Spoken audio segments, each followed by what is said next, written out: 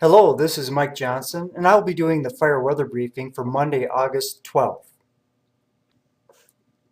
Before we get started with the forecast, this is a quick look by fire weather zone of the number of cloud-to-ground lightning strikes we've had since Friday. The total is over 4,700 cloud-to-ground lightning strikes over the past 3 days.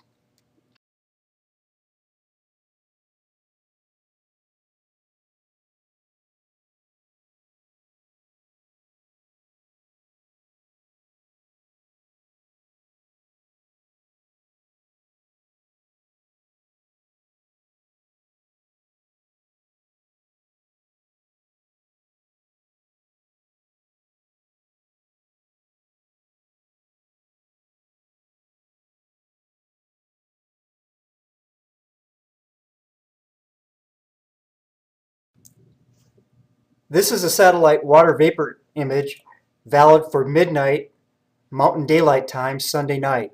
It shows moisture present at the mid and higher levels of the atmosphere.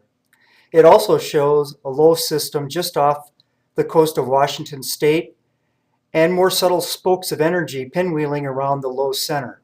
The yellow dashed line that you see here south of the low represents yet another wave of energy which will help trigger another round of storms today.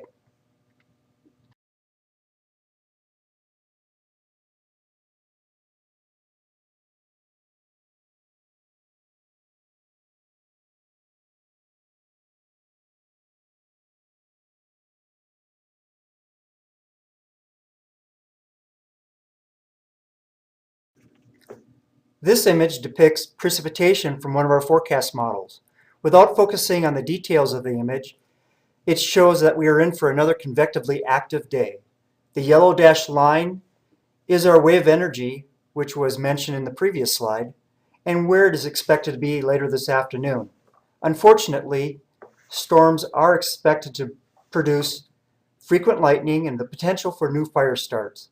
Red flag warnings have been issued for zones 110 and 111, the Beaverhead Deer Lodge National Forest for dry lightning. But the forecast confidence is not high enough to include any other zones at this time. Little change is expected for temperatures and relative humidities for today.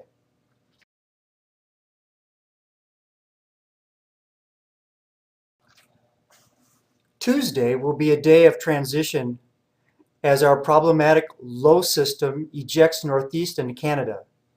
We are expecting showers and some thunderstorms on this day also. However, drier air will be moving into western Idaho later in the day. Once again, temperatures and humidities will not be significantly different from previous days.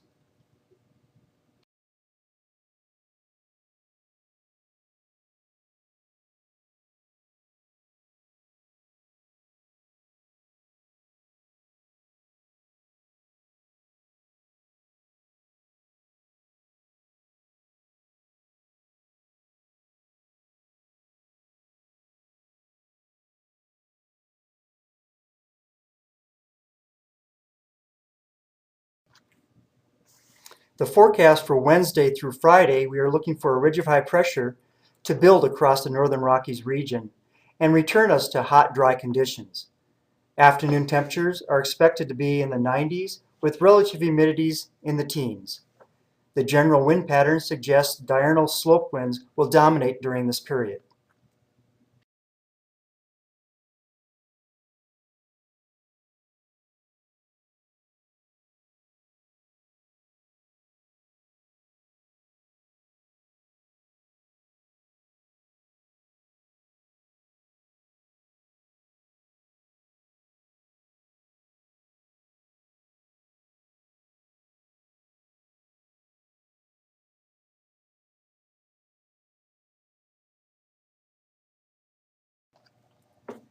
The next big change is currently expected for Saturday with the breakdown of the ridge pattern.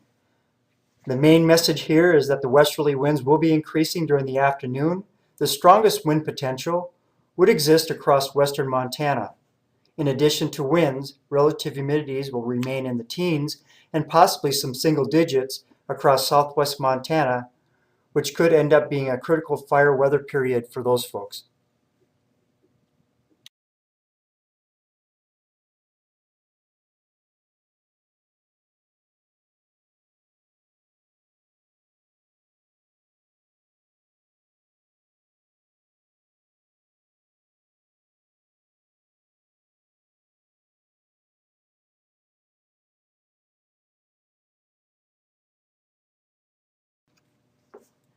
The next fire weather briefing is scheduled for Thursday, August 15th. If you have any questions between now and the next briefing, please feel free to contact us at the National Weather Service at any time. Thank you.